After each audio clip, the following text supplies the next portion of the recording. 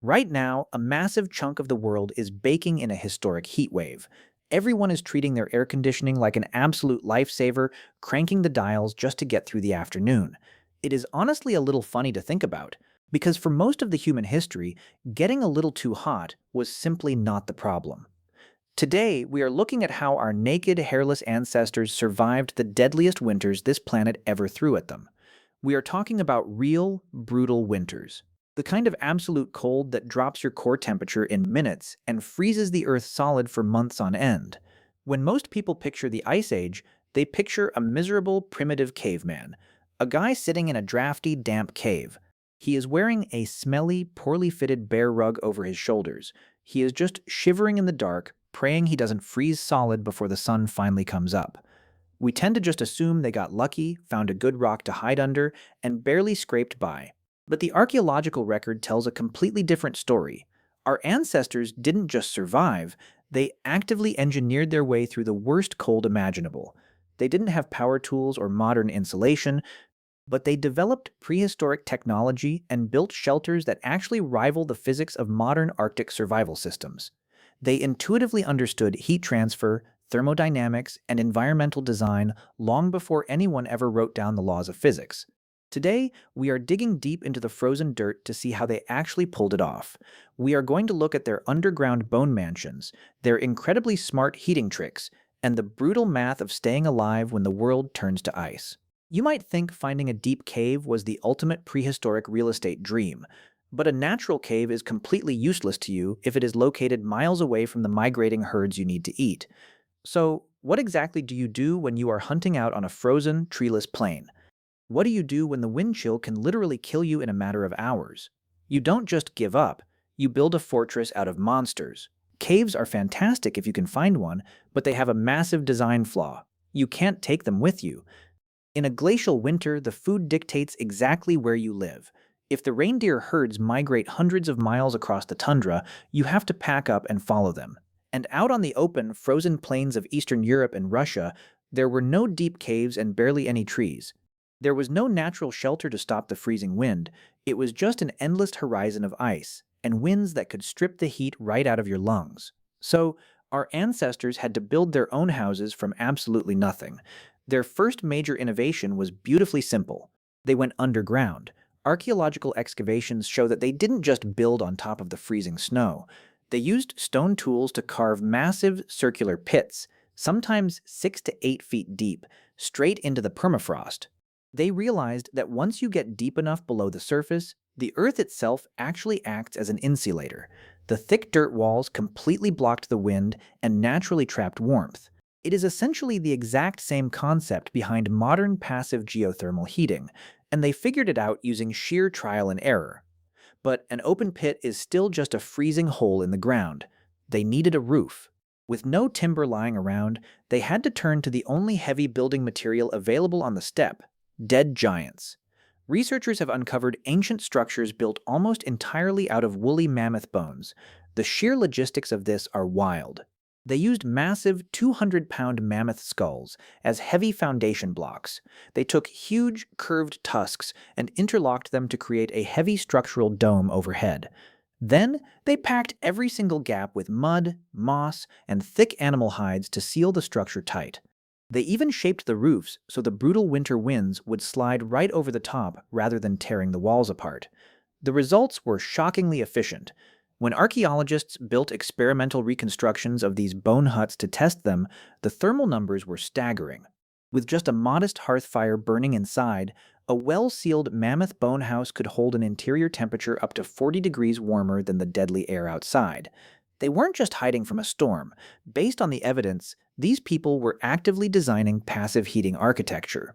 They were executing the thermal physics of modern eco-homes about 15,000 years before the first physics degree was ever handed out. It was an absolute masterclass in ancient engineering. But being safe inside a warm house is only half the battle. Stepping outside to actually hunt in a sub-zero blizzard requires a completely different kind of technology, one so tiny and simple, it's easy to forget it literally saved the human race. Throwing a raw animal skin over your back might look cool in movies, but in reality, it is a terrible survival strategy. A loose, draped hide leaks heat from every single opening. In minus 40-degree weather, a cold draft is not just a minor inconvenience, it is an absolute death sentence. The wind will strip the warmth right off your skin in a matter of minutes. To fix this massive problem, our ancestors didn't invent a giant complex machine. They invented a tiny, almost invisible piece of technology, the bone sewing needle. It sounds incredibly basic to us today, but anthropologists often consider it one of the most important technological leaps in human history. Before the needle, clothing was essentially just a wearable blanket. After the needle, clothing became tailored life support gear. With a microscopic hole drilled into a sharp sliver of bone or ivory, they could suddenly stitch tight, closed seams. They could craft sleeves that hugged the wrists, pants that sealed at the ankles, and fitted hoods that protected the delicate skin on the neck. Evidence from ancient burial sites shows they didn't just wear one massive, heavy coat to fight the cold either. They engineered a highly specific three-layer system. First, they wore a close-fitting inner layer right against the skin to manage moisture, because if you sweat while hunting and that sweat freezes, hypothermia sets in rapidly. Second, they added a thick, insulating middle layer, often made of trapped fur, to hold in their core body heat. Finally, they wore a heavy, oiled outer layer of tough animal hide to completely block the wind and repel snow. They even took the time to protect their eyes from the environment. The intense glare of the bright winter sun reflecting off a pure white landscape could cause severe snow blindness. To prevent this, hunters carved incredibly thin slits into small pieces of bone or wood and tied them tightly over their faces. They essentially crafted the world's first snow goggles. This was not just primitive fashion meant to look good around the campfire. Based on the reconstructed garments we have found, researchers point out that this ancient three-layer approach is strikingly similar to the exact same clothing system that modern mountaineers rely on to survive at the summit of Mount Everest today. They had successfully armored themselves against the freezing air. Yet, even the thickest, most advanced coat in the world cannot generate its own heat. For that, the human body requires a very specific, incredibly dense fuel to keep the internal furnace burning. In extreme cold, simply having a full stomach is not enough to keep you alive.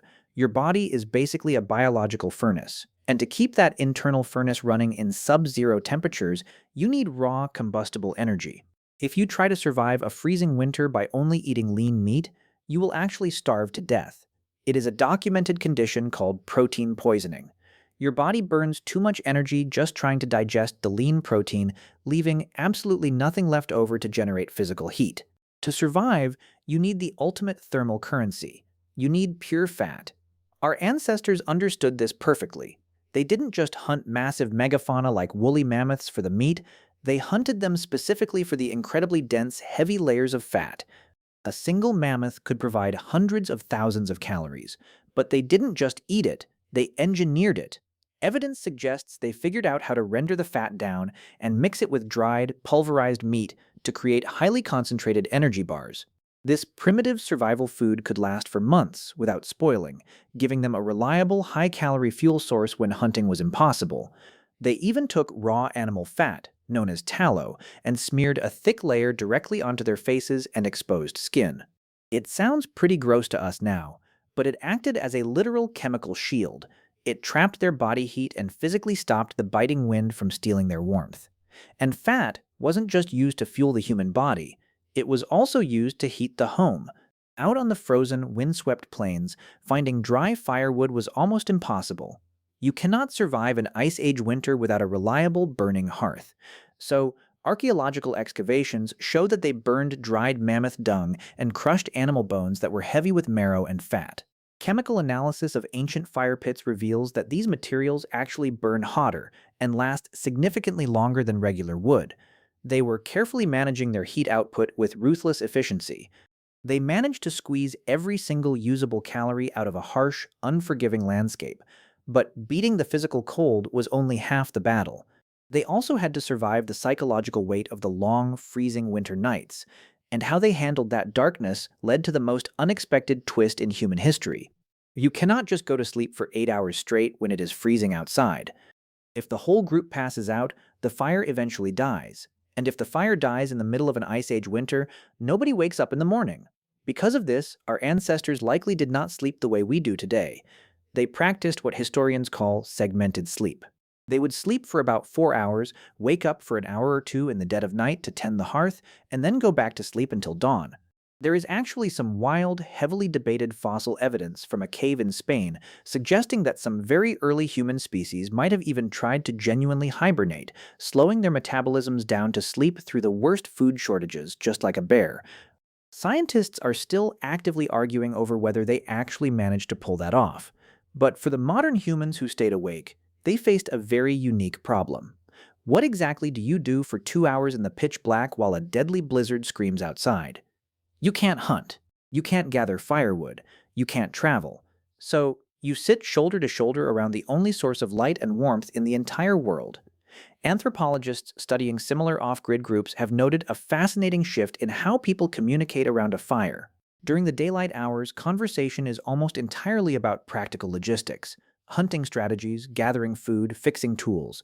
But at night, the logistics fade away.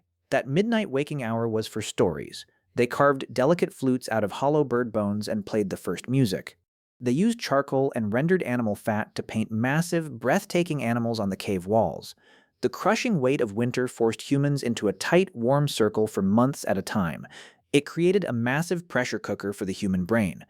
The campfire essentially became the original theater and the first real classroom. The older, experienced hunters used that forced downtime to pass along their mental maps of the frozen landscape to the next generation. We didn't just passively survive the Ice Age. The brutal, freezing darkness of winter didn't break us. It is the exact thing that forced us to sit down, communicate, and invent human culture. So, the next time the power goes out in a winter storm and your smart thermostat shuts off, don't panic. You come from a long line of incredibly tough people who stared down a massive global glacier and won. Just maybe don't try to build a new house out of your neighbor's bones.